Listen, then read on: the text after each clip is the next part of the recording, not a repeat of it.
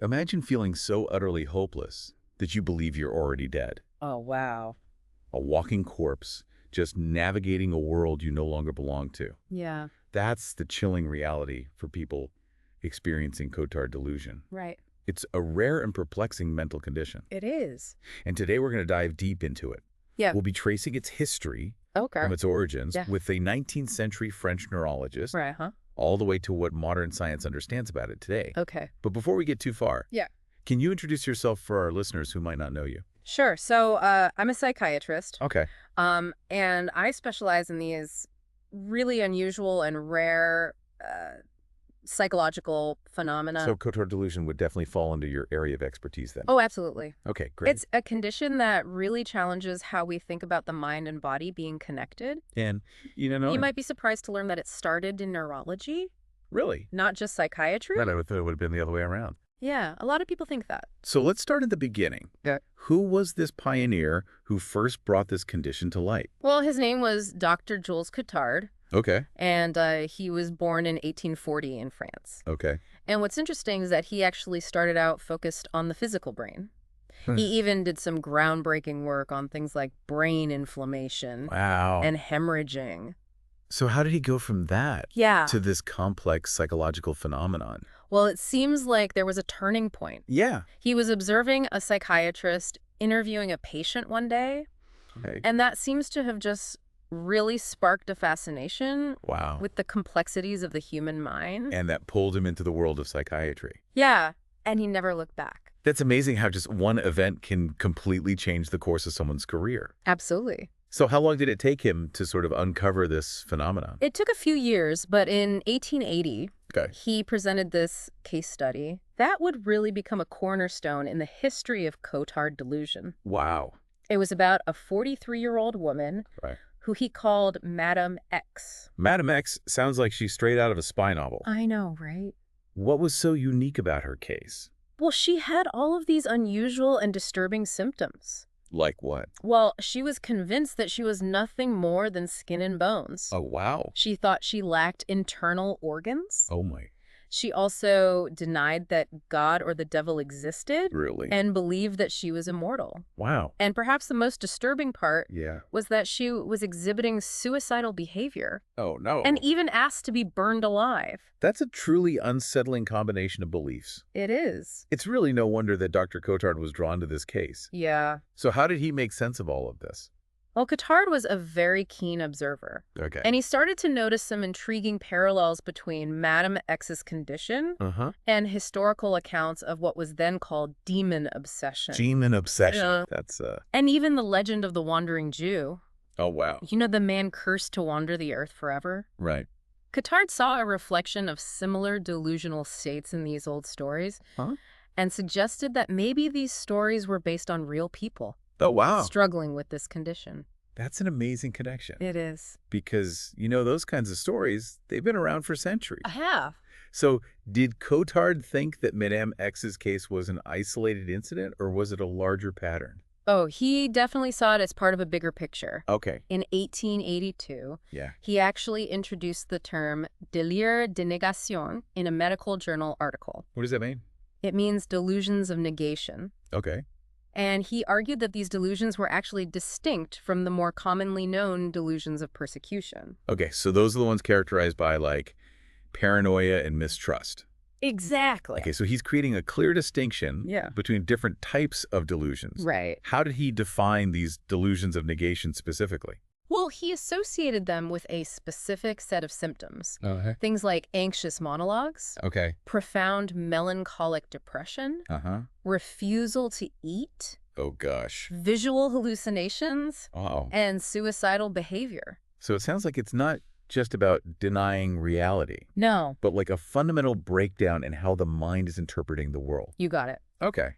And later, he actually refined this idea even further Okay. and suggested that it wasn't just about vision, Oh. but a loss of what he called psychical energy. Psychical energy. Yeah. What is I- that?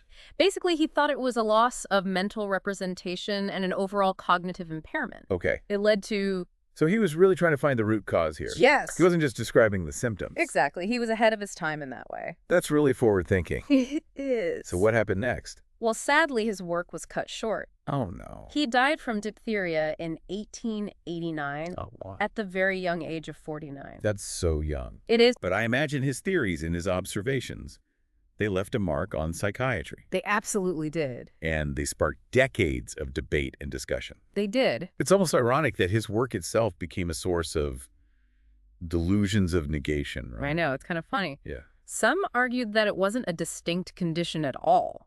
Wow. But his ideas continued to be interpreted in different ways even after his death. Yeah. They continued to evolve. So after Dr. Cotard died, who continued his work? Well, one of the most prominent figures was his colleague Jules Felrit. Okay. He really championed the idea that Cotard had found a new disease. Like a true friend carrying the torch. Yeah. What kind of arguments did he use to defend Cotard's work? He argued that délire de négation had two forms. Okay. An essential form, Okay. which he thought was its own disease, Okay. and a secondary form Uh-huh. that could be part of other disorders. So he acknowledged that it could manifest in different ways. Exactly. But it sounds like not everyone agreed with this idea. Yeah, there was some pushback. Okay. Especially at the Mental Medicine Congress in Blois, France in 1892. What happened there? Some people argued that the things Felrit was attributing to Cotard's disease, Uh-huh. especially the religious stuff, Okay. were just too rare to be a separate classification. So it sounds like they were trying to discredit the idea Yeah, maybe. by focusing on the less common or maybe more sensational aspects of the condition. It's possible. Did anyone try to find a middle ground? Well, despite their differences, they did agree on a definition for nihilistic delusion syndrome. Okay, what was that? They said it had two key elements, Okay. anxious melancholia, Okay. and something they called systematized ideas of negation. Systematized ideas of negation. What's Yeah. that even mean? So imagine you're convinced that you're dead. Okay. Everything you experience, Yeah. every thought, Uh-huh. it's all filtered through that belief. Oh, wow. Your whole reality is shaped by it. Yeah. It's like a deeply ingrained worldview. That's a scary thought. It is. So did Cotard's name stick with the syndrome? It did. Okay. The next year, a psychiatrist named Emile Regis, Mm. he coined the term Cotard syndrome Oh, okay. to describe exactly what Cotard had found. Wow. And then Jules Seglas, Okay. he started using the term too, Okay. but he thought it was just extreme melancholia. So even though they disagreed on the details, Yeah. they both made the term more well-known. Exactly. So how did the understanding of Cotard's syndrome change as we entered the 20th century? Well, the 20th century saw a lot of changes in how we think about mental illness. Like what? New terms like depression and manic depressive illness. So how did Cotard's syndrome fit in with all that? It was reevaluated. Okay. Some doctors tried to divide it into two types, Okay. melancholic and hypochondriacal. What's the difference? The melancholic type, Yeah. they thought it was a secondary symptom Okay. of an affective disorder. Like depression. Right. And then the hypochondriacal type, Yeah. they thought it focused on the body, Okay. like believing you're a walking corpse. So back to the beginning then. Pretty much. Some questioned whether it was even real. Yep. Did any new theories come up during this time? Yeah. One idea Mm-hmm. was that it was a consequence of institutionalization. Really? Think about Cotard's first patient. Madam X? Yeah, she'd been in an asylum for years. Right. Maybe being locked up Yeah. contributed to those delusions. It really makes you think Oh, it does. about how our experiences affect our mental state. Absolutely. So what happened after World War II? Well, research slowed down during the war, Okay. but afterwards, Uh-huh. there was renewed interest in Cotard's work. Oh, interesting. People revisited his writings Okay. and came up with new interpretations. Like what? Well, some argued that his work had been mistranslated or misinterpreted Wow. over the years. Lost in translation. Yeah, literally. So maybe Cotard meant something different Yeah, than what people thought he meant. exactly. What else? Well, they also started to think about the progression of the syndrome, okay? They identified 3 stages. 3 stages. Yeah, the first stage is germination. Germination. Yeah, okay. That's where you have depression and fear of illness. So it starts with a general sense of unease. Right. What's the next stage? The second stage is blooming. Okay. That's when the delusions of death and immortality really start, Okay. and there's a lot of anxiety. So it's like a descent into a psychological underworld. You can say that. What's the third stage? The third stage is chronic. Okay. That's marked by severe depression Okay. and withdrawal from the world. So it goes from anxiety and fear Yeah, to a full-blown delusion right. and then to a kind of living death. Basically, It's a dark path, it can be. but not everyone goes through all the stages, right? Right. Even people with the same diagnosis can have different experiences. Yes, exactly. So how is Cotard's syndrome understood today? Well, it's still not recognized as its own disorder. Really? In the DSM or the ICD, Huh. it's usually classified as a nihilistic delusion Okay. within a depressive episode. So it's in a kind of diagnostic limbo, Kind of. but that doesn't mean there aren't treatments. Right. So what are the treatments? Well, there are a few options. Okay. Antidepressants, Okay. antipsychotics, Uh, mood stabilizers. so they try to target both the depression and the delusion. Exactly. What about electroconvulsive therapy? ECT. Yeah. It can be an option, Okay. especially if medications aren't working Okay. or if there's a risk of self-harm, Right. but it does have risks. Yeah, of course. So it's usually reserved for the most severe cases. That makes sense. Yeah. Are there any challenges when treating patients with this condition? Well, one of the biggest challenges is the risk of suicide. Oh, right, because they feel like they're already dead. Exactly. Yeah. And they may not see any point in living. So it's important to be aware of that risk. Absolutely. What else? Well, they might refuse to eat. Oh, gosh.